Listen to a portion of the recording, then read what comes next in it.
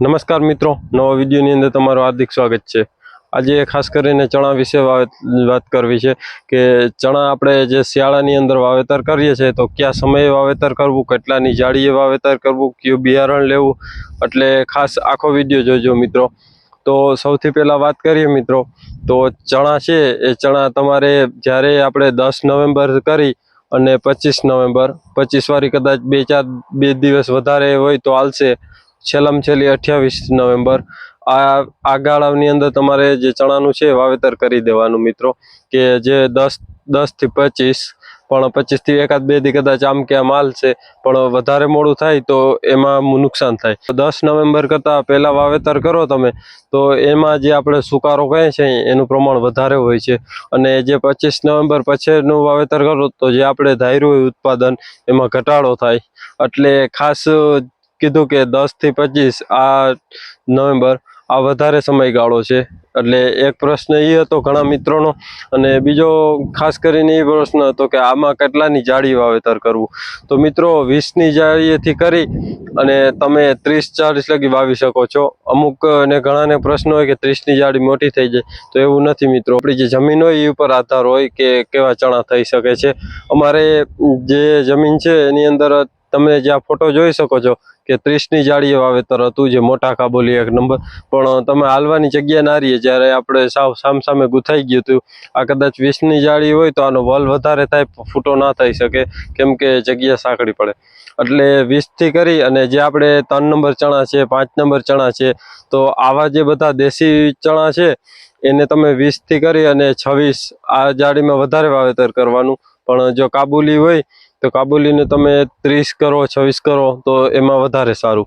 અને મિત્રો બીજી વાત એ છે કે આને કેટલા ઊંડાઈએ નાખવાના, તો 4 ઇંચની ઊંડાઈએ તમારે ચણાને જે આપણે વાવવાના, એટલે જે ટ્રેક્ટરની અંદર વાવો કે બળદથી વાવો કે કોઈ પણથી જ, એટલે એ રીતના ચણાનું વાવેતર કરવાનું।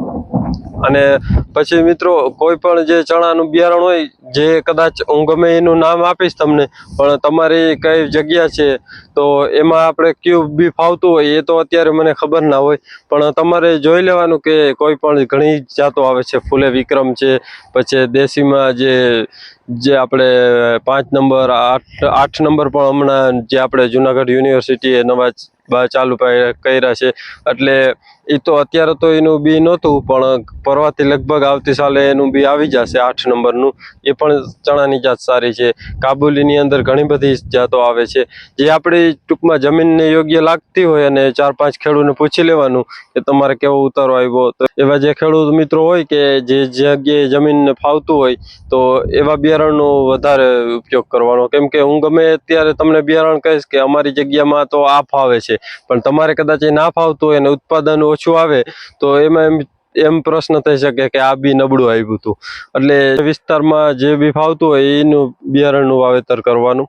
અને મિત્રો ખાસ કરીને ખુદ અમે અનુભવ કર્યો અને અમને એમાં રિઝલ્ટ મળ્યું કે તમે જે બિયારણ, કોઈ પણ બિયારણ હોય, સર્ટિફાઈ હોય અથવા જે આપણે ખેડૂત આગળથી ડાયરેક્ટ છૂટું બિયારણ લ્યો, જે બિયારણ હોય એને તમારે તડકે આગલા દિવસે સૂકવી દેવાનું 1 દિવસે, એટલે એનો ઉગાવો આમ કહીએ ને તો 50% ફરક પડશે। જે તમે કદાચ ટ્રાય કરી લેવાની, સુકવજો અને સુકવ્યા વગરનું વાવજો તો એમાં 50%નો ફેર પડશે। કદાચ સર્ટિફાઈ લ્યો, પેકિંગ ગમે એવું હોય, પણ તમારે એ પેકિંગ તોડી અને સૂકવી દેવાનું, એટલે તમને એમાં ઉતારો ઓછો આવશે અને ઉગાવો સારો આવશે। એટલે ખાસ ચણાની આ બાબતો ધ્યાનમાં રાખવાની કે તડકે સૂકવી દો। આમ તો ચણા નહીં, કોઈ પણ બિયારણો વાવો એની પહેલા તડકે સૂકવી દો તો એમાં બધે કરતાં સારું। અને મિત્રો જેમ બને એમ જ્યારે વાવેતર કરીએ છીએ આપણે ચણાનું, ત્યારે કદાચ જે આપણે કહે છે કે કોરવાણ પલારી અને વાવેતર કરો તો એમાં બેસ્ટ બધે કરતાં સારું। એનું કારણ એ છે કે કોરવાણ પલારો એટલે તમારે જે માથે પાણીનો રેલો ફરે છે, જે પિયતમાં આપો, એમાં ચણાને ઉગાવવામાં બર પડે છે, અને આપણે કહેવાય કે એમાં જે જમીનજન્ય રોગો હોય એનું વધારે આક્રમણ હોય। પણ જો તમે આવી રીતના આપણે ડાયરેક્ટ જે પિયત આપી અને જે ટૂંકમાં કોરવાણ પલારીએ અને પછી આને ચણાને વાવો તો એમાં તમને સારું રિઝલ્ટ મળશે। એમાં ઉગાવો એ ઝડપથી થશે અને ચણા છે એ આપણે ખોટું બી બગડશે નહીં।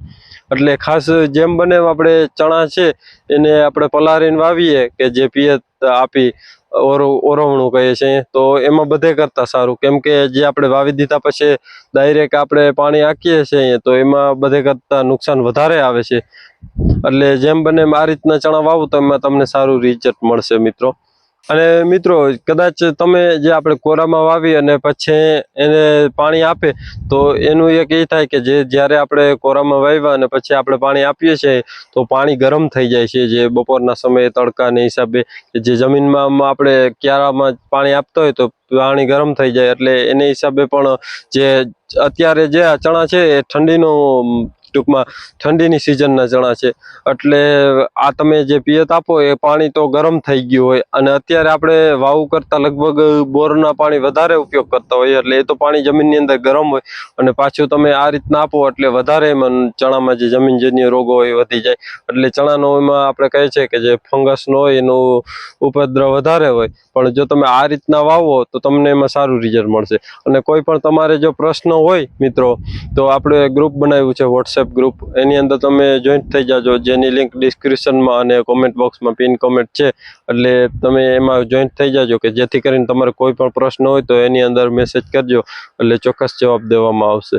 તો મિત્રો કોઈને કદાચ જે ભાષામાં ના સમજાતું હોય તો એના માટે જે આપણે લખી અને આપ્યું છે કે જે જોઈ શકો છો તમે, ચણાનું વાવેતર કરવાનો યોગ્ય સમય 10 થી 25 નવેમ્બર, અને ચણાનું વાવેતરનું અંતર કેટલું રાખવાનું તો 18 થી 30ની જાળીએ, અને ચણાનું જે બિયારણ છે એ વીઘે કેટલા નાખવાના તો 10 થી 13 કિલો, કે જે આપણે દેશી આવે છે 16 ગુઠાનો વીઘો. આ રીતના એ જે દેશી ચણાનું બિયારણ, અને કાબુલી ચણા છે એ 18 થી 20 કિલો વીઘે, કે જે મોટા આવે છે 16 વીઘાનો ગુઠ્ઠો એટલે 1 વીઘો. અને ચણાનું વાવેતર આપણે કેટલું ઊંડું રાખવાનું તો 4 ઇંચ મિત્રો, 10 સેન્ટીમીટર, એટલે તમને સારું ઉત્પાદન મળશે. આ રીતના યોગ્ય માહિતી યાદ રાખજો. તો હાલ એટલું, અને આ વિડીયો તમને ગમ્યો હોય તો વિડીયોને લાઈક કરજો, ચેનલમાં ન હો તો ચેનલ સબસ્ક્રાઈબ કરજો. ધન્યવાદ. જય ગૌ માતા.